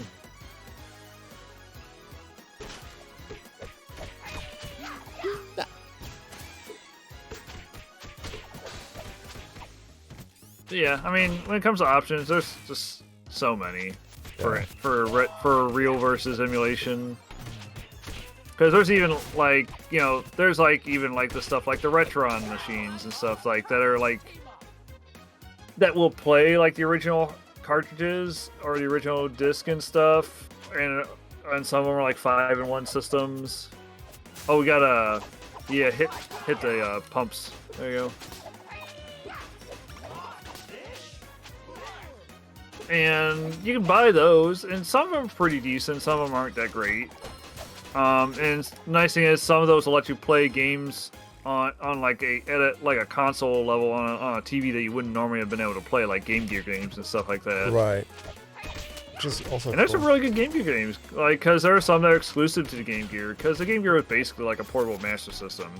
Yeah, basically, yeah. I don't think the only difference between it and the Master System is like the Game Gear actually supported like more total colors. Right. Even more than Genesis actually.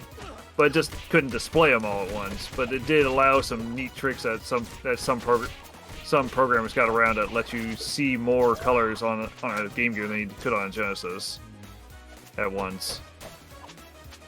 But yeah, I mean, there are definitely different ways if you want to play. If you have a system you want to play, there are ways to use like real hardware if you really want to, right, or close to real hardware. Just a minute. Like there's even like newer stuff like the Analog Pocket that literally lets you play like almost any like handheld hardware that you want. Sorry. At like near perfect like hardware and emulation levels.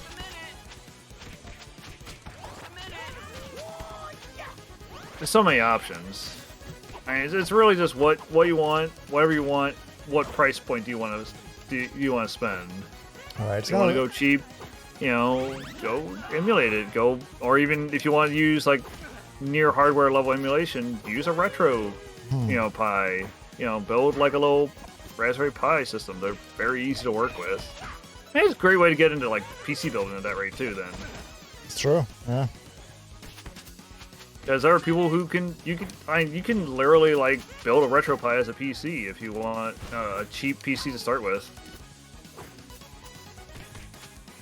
Especially with the newer ones too, that actually have full quad core support. Right. And actually will go up to like 8, or I think now they're even getting up to 16 gigs. I know they're at least at 8 gigs. Ow! I got shot. Ow! I'm gonna say he might not let you.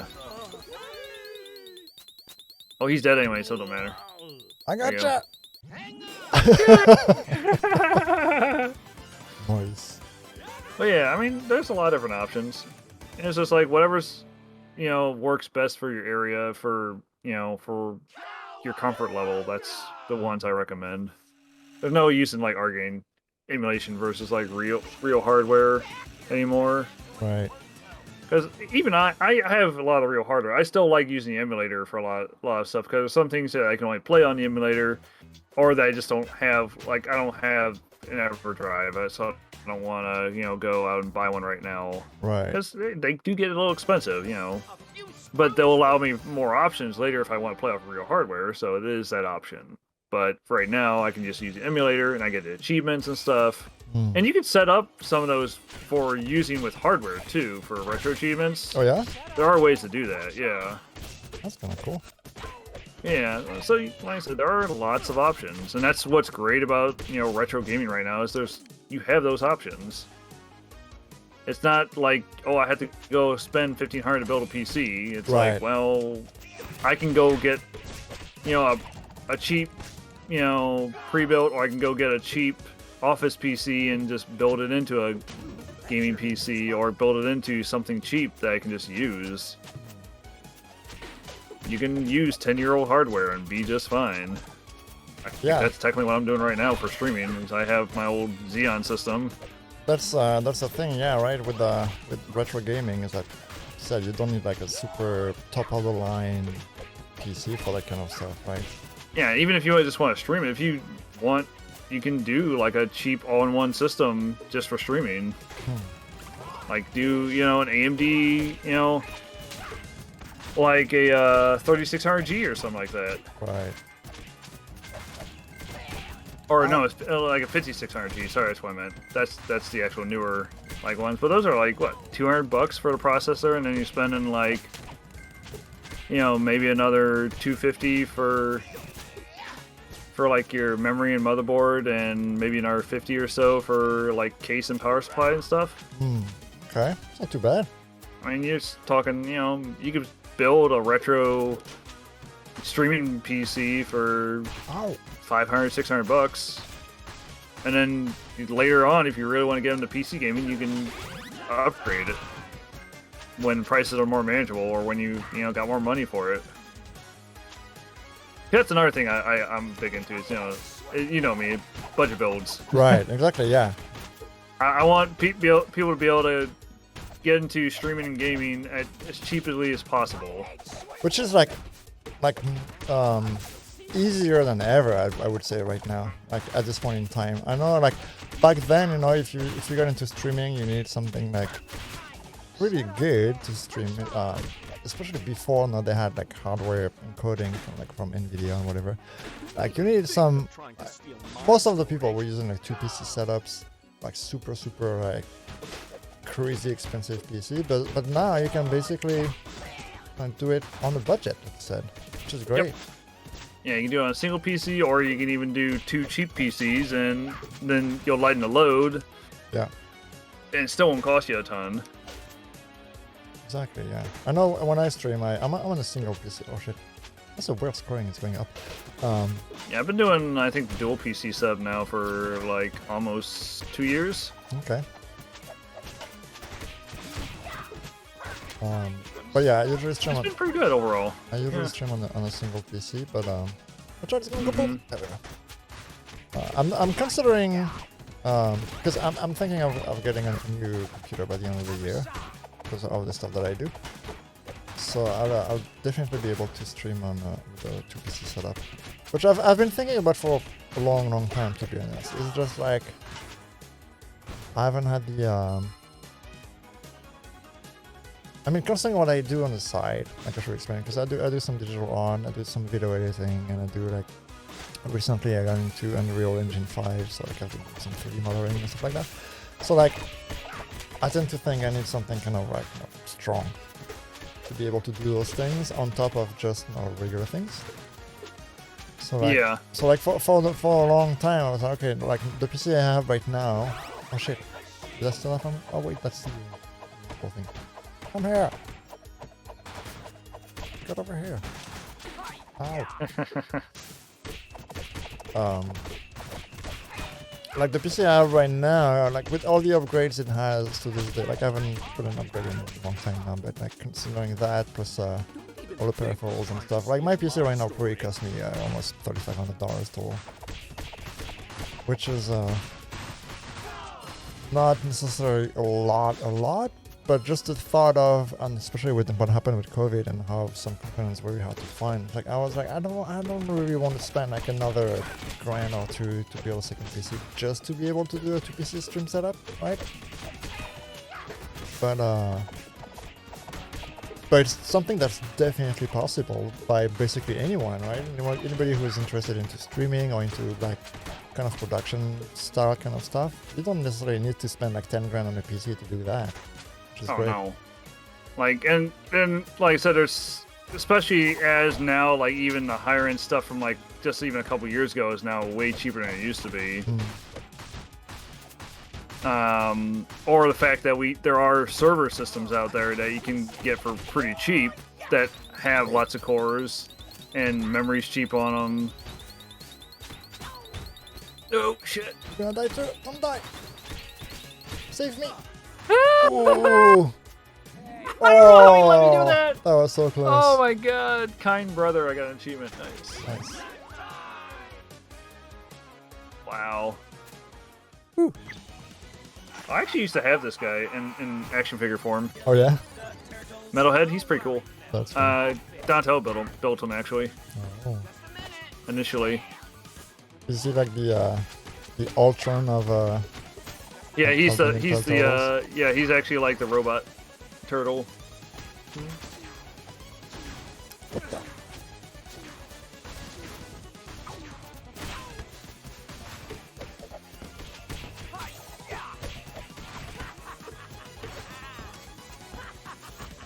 Ow. Ow. Ow. Stop punching me. Get over here. Check. Oh, yeah, he's blocking, so we can't do that. Oh shit, I walked right into this thing. Just a minute!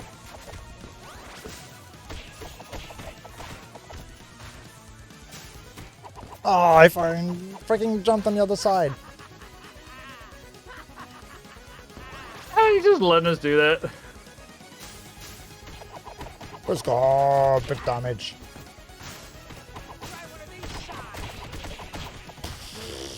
Oh, there we go. Poor guy.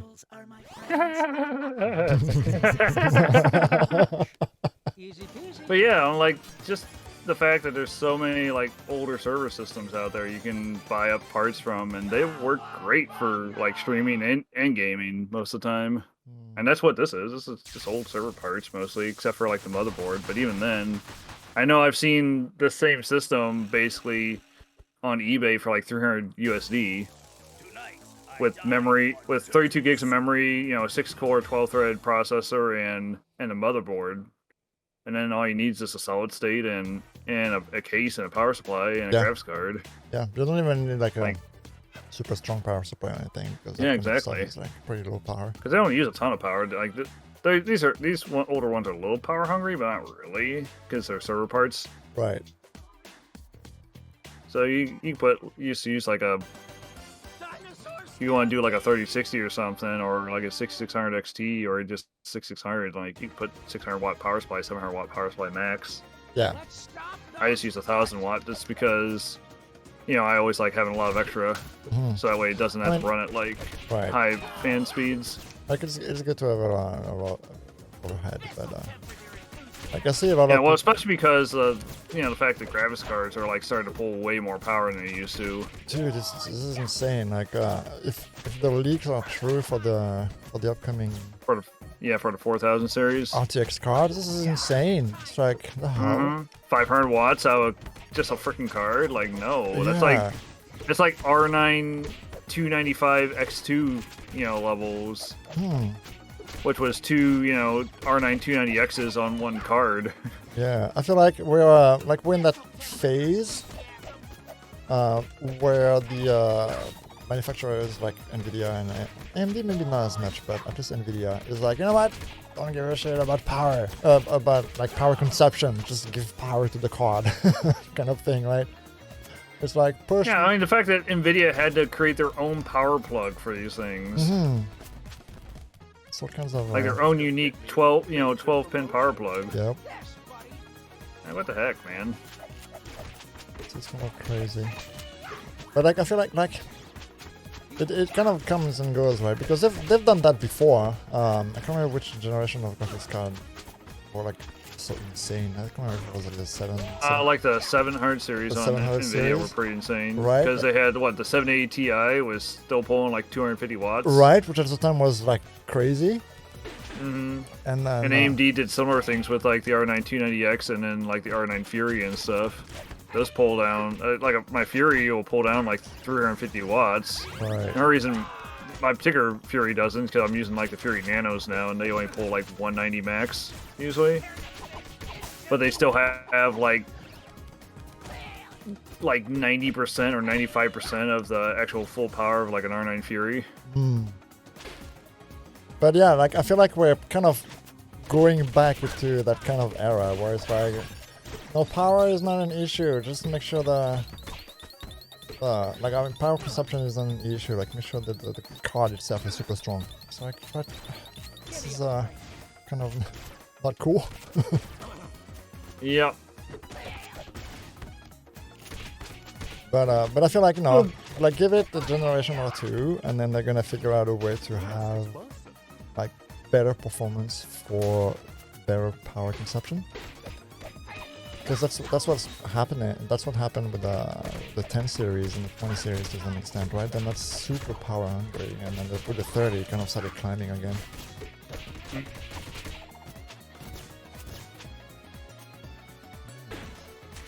What's that? Crystal shard. Yeah, and really with like the with the fact that like retro is at an all-time high, like, and it's nice to see now we're actually seeing a lot of retro style games on top of that, and like retro homages like this too, and they're actually, you know, having decent money being put into them, so we're actually getting good games out of them too. Yeah, like, this could end up being like a game of the year candidate, honestly. Yeah, and that's the thing. That's one of the reasons why we just also decided to play this game, right? Is because we're talking about retro games, and that's a great game to kind of like showcase what you just said. It's like how it's coming back, how it's been coming back. You know, it's become popular again to do those things, and we see like brand new games come out with that like retro vibe to them, and but kind of like updated for today's gameplay style kind of thing, right? Yeah, I mean, you still have, you know, actually have online multiplayer, you've got achievements, you've got, you know, tons and tons of homages, great soundtracks, you know, you've got, like, expanded visuals, so it's like the way, like, we would have wanted these, like, back if it was on the original system, if they could actually pull it off. Right.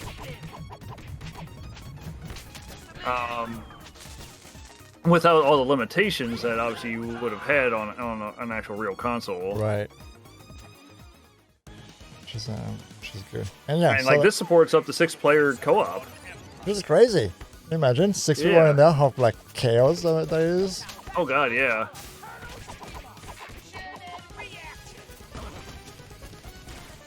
Oh. And it just like really like I said, really like brings home like how important like games were for people, you know, back then, and how important they are now because of that.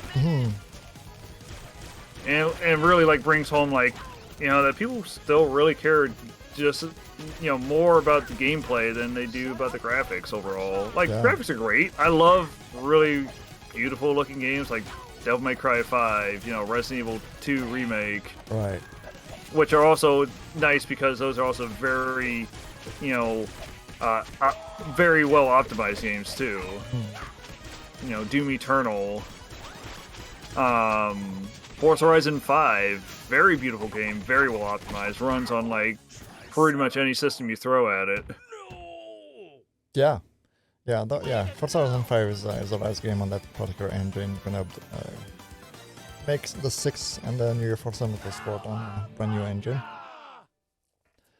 Which is why Forza Horizon 5 kind of looks like an upgrade to Forza Horizon 4 in the way it looks.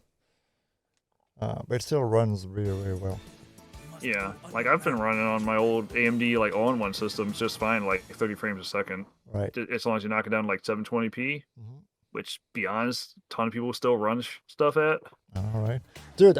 Especially if you run on like a piece on like a TV. Right, exactly. Yeah. I just recently upgraded to a 1440p panel, but to this day I was playing on 1080p. I was like, no, I don't care about 1440p. I don't care about 4K. 1080 is just fine for me. And I just upgraded to 1440p because it was on sale during Prime days. Yeah, like all the monitors I'm using here are all just 900p monitors I got at the thrift store for like 10 or less bucks a piece. And it is great. I mean, when you look at the Steam stats on PC, 1080p is still like by far and large the most common resolution still used to this day. Which kind of like, no, this is a segue, but really annoys me when I see game reviewers, like people do game reviews and stuff like that. And they talk about, oh, this game doesn't run well, there's a lot of frame drops and blah, blah, blah, I can't do it. Yeah, you run on freaking Ultra at 4K, you idiot. Exactly, that's the thing, right? It's like, oh, why is this game doesn't run with Ultra settings at 4K? System is not made for that. It's like, this is ridiculous. Like that's why I've never bought into the 4K trend. And people are already talking about 8K. I'm like, yeah. This is dumb. I tested some of that stuff before, and I could run it like when I was doing like dual 980s. I was doing like GTA 5 with dual 980s on like an FX 8350 right at 4K, and it looked fine. But then they started, eventually they killed off, like Crossfire and like SLI for the most part, and like almost any card. And AMD completely killed off Crossfire. Like, I think it still works on some older cards, but it's not very well optimized anymore. That used to be an actual, like, true contender to, like, SLI for a while. But, yeah, it's like, I don't really care. Like, I can run old games in 4K, and that's fine. I did that with like, a R9 270X and, like, an old 4-core server, Intel server, CPU for Fez, and looked just fine. I think that was the first time I'd ever played that game in 4K. It's funny. But yeah, like I never really understood that whole 4K. Mm-hmm. Like people having a hard one for 4K. It's like, and it doesn't make sense for like if you're doing any streaming or recording most of the time either. Yeah, like considering the limitations of like Twitch or other streaming platforms, most of them don't really support it very well, or exactly, they don't at all. Or you're not going to notice it because your viewers are watching on their phone anyway. Yeah, I think YouTube does support 4K streaming. Yeah, it does. I've watched it YouTube in 4K on like my 4K TV. Right. That's about it. Because and really that's the only reason I would remotely be interested in 4K is because of all my video editing stuff that I do. Because to be fair, I know 4K video looks a lot better than 1080p. But Ew. Don't step on that thing. Yeah, don't step on them turbines. You think that'd be that'd be logical and obvious. But like that would be the only thing I'd be interested in, like 4K stuff. 4K gaming to me is like makes 0 sense. Doesn't matter. Like, do like some of the games look really, really good in 4K? Sure. Do you need 4K? It's debatable. Yeah, I mean, especially with like FSR and like DLSS, it's like now you can do 4K, but you can just have it running in that, and it'll still downscale it to 1080p, or you can have it upscale 1080p to 4K and looks just fine. Yeah, for sure. And you'll get way higher frame rates then too. Yeah, so like no, it's possible, and it's more accessible, I guess, to have like 4K gaming and stuff like that. I still don't think it's necessary at this point. It's like you're gonna. And the prices of the monitors are still way too high. Exactly right. You're gonna spend like how many hundreds of dollars on a freaking 4K monitor? What the hell? Yep. Yeah, this is something you actually saw in Hyperstone Heist because they replaced one of the like boss sections with these things. Oh. I think Turtles in Time had that too. They're annoying as hell. I don't remember, but yeah. Oh, I'm back. Cool, I came back. Oh no, there's more? There's gonna be more? Fuck. No, I remember if in this section they will, but they might. Looks like they will, because look at the holes in the ground. I don't know what it's talking about. But yeah, like when you look at the Steam thing and you see that like the vast majority of people are still playing on 1080p, and then you have few people playing at 1440p, and then you have like 5 people playing at 4K, and I'm like, why are all the game reviews based on 4K performance? Like nobody plays at 4K. Like nobody cares. Like, you know, if you play on a console like a PS5 or on Xbox, sure, I guess I could see it there because, you know, more people have a 4K TV, I guess, than a 4K PC monitor. I would assume. But even then, like, they're getting cheaper, but I don't think it's widespread enough to really be the kind of standard that people have now. Yeah, well, which at that point you could also even get like an Xbox Series S, and you still at least get 1440p then, which makes a lot more sense too, and it's a lot cheaper. Sure. And you still get the high refresh rate then. Yeah. One step in electricity. Get over here. I don't think we have to do anything with this. We just keep going. There we go. Nice. I got 5 more seconds of infinite turtle power. Go for it. I'm gonna play my Game Boy.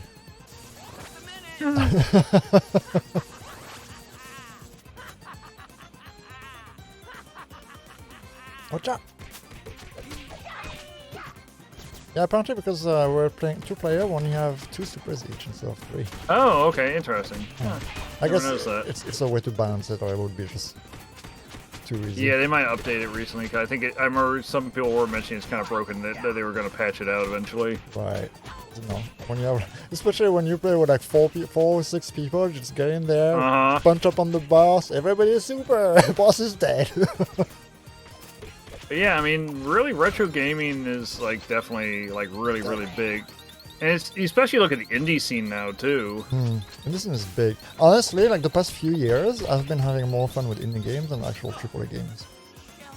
Oh no! It didn't let me do it. Yeah. I thought I pressed it just in time, but no, it said you died. It's okay. We'll like shoot. I mean, even just talking about like for Doom modding, like if you're talking about the retro side of that, like now there's a ton of like really high-end games being built in GC Doom. Like that's another big like retro like community that's like really having a huge boom in like productivity and like terms of like actual recognition too. Right. That's like boomer shooters and stuff in general. Yeah, that could be never been bigger. That could be a topic for like for another episode. Another time. I'll just make a brief mention of it at least. Oh yeah, for sure. But like that, I think. Oh yeah, we just gotta avoid them. Why can't I charge my other super? There we go. Took me a while. Ow. Yeah, that's definitely a good topic for another episode where we could just talk about modding and the history of mods in gaming and how it's influenced gaming in general, right? Because some of the biggest games we've had today are originally like all mods, right? Thinking of Half-Life, TF2 and stuff like that. Counter-Strike being one of the good ones, big ones.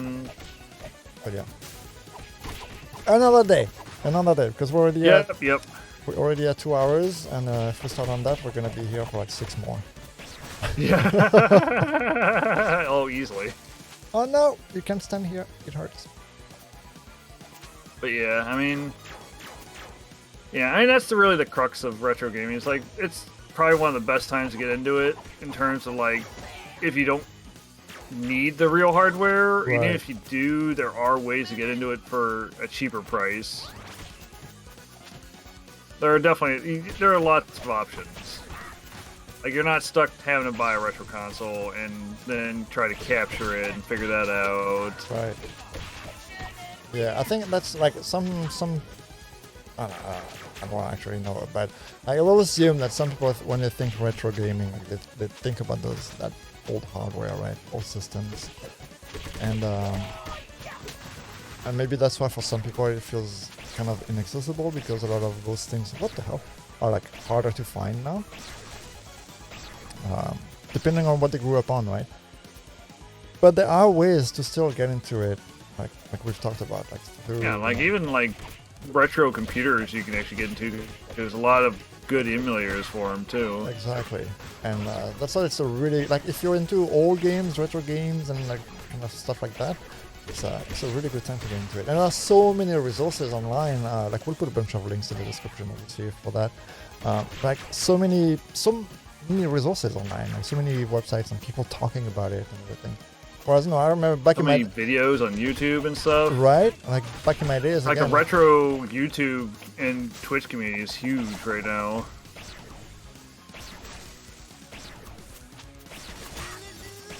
oh shit, Ow. I gotcha. But that thing doesn't attack me. Yeah.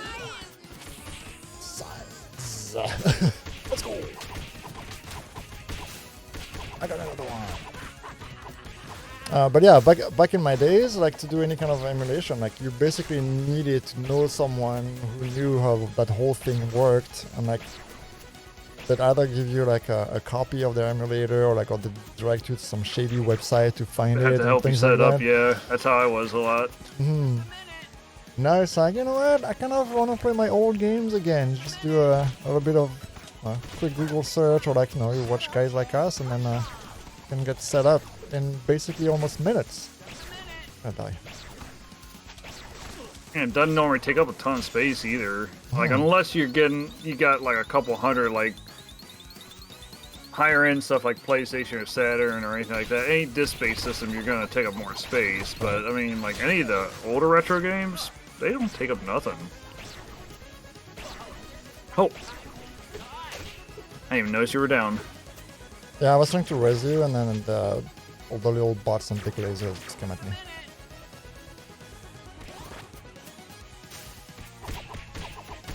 Oh, I almost got him. Just a minute. Leave me alone. I'm trying to play my Game Boy here. Ow. Ow. I'm trying to laugh at you. I think I got it just in time. Just a minute. Okay, it's almost dead. One super, let's go. Ah! I got interrupted. Let's There we go. Easy clap. How many levels are there in this game? There's like, what? 9 or 10 or something? Oh, we're level 12. Are we? Yeah. I have to check. Good, I know we still got a couple levels. At least. Because I just completed, like, building Krang's body back. Oh. Yeah, we did.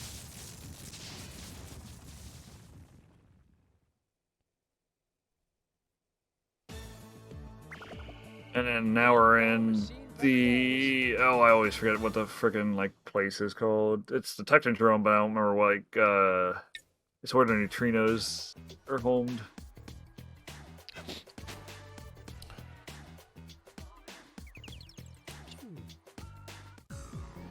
Because you got this level, and you got, like, at least two more.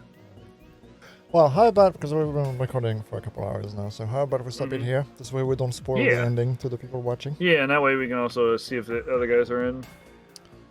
Yeah. I think Zoe was asking if anybody was on. Alright, but anyway, I think that's a good point to end this episode. Switch back to the main scene, there we go. But yeah, it was fun. It was fun and a lot of information. Definitely have to do more. Yeah, we should do more. Yeah. Those watching, what game should we play next when we do that? Kind of like older-ish, retro-ish game. We'd probably play some Quake if we want to talk about like more. If we want to talk about like Doom modding stuff. We could play some Quake, although I don't know about my capacity to actually focus on being able to talk and shoot at things at the same time. Gotcha. Because otherwise, there's also like that was fine for this game because it's kind of like chill and relaxed. But now when it comes to shooters, I tend to get like really focused. So, well, as long as we don't play Horde mode, we'd probably be fine. True. There's also a Quake Champions Doom Edition, which I think I still have a link there. I could show you how to set it up. It's pretty easy. Okay, cool. That's another one that actually, like, you can actually play online in servers and stuff. Sounds good. But anyway, we're gonna cut it here. Thank you for watching, everybody. Oh, definitely. Watch this. Rich, where can we find you? Social media and all that stuff. You can find me on Twitch under my name, Skullcra. I'm also on YouTube under, I think, Ristiard XD4. I could probably link that. We can link that in the podcast video. Yeah, you should rename and your then channel. I'm on Twitter as well under Skullcrow as well. Right, you should rename your because usually channel. I'll post. I'll usually end up posting like, "Hey, I'm going to be going online soon." Right. Or here's what I'm going to be playing, stuff like that. Right. But yeah, please guys do this. Follow Rich on social media and on his Twitch channel because he plays a lot of games like we've played today. He likes talking about PC tech, retro games, all that stuff. That's kind of his jam. As for myself, you can find me at fsanporte everywhere: YouTube, Facebook, Twitter, Instagram. I don't have a TikTok, but that's fine. I'll live. I'll have to play some more. What was that? Shell Shock at some point too. Oh, here's a game we could play next episode. We could play some Shell Shock. Maybe bring on like some of the guys to have like some fun. Oh yeah. Good idea. Anyway, thank you for watching, everybody. We will see you all on the next episode. Bye bye. Bye.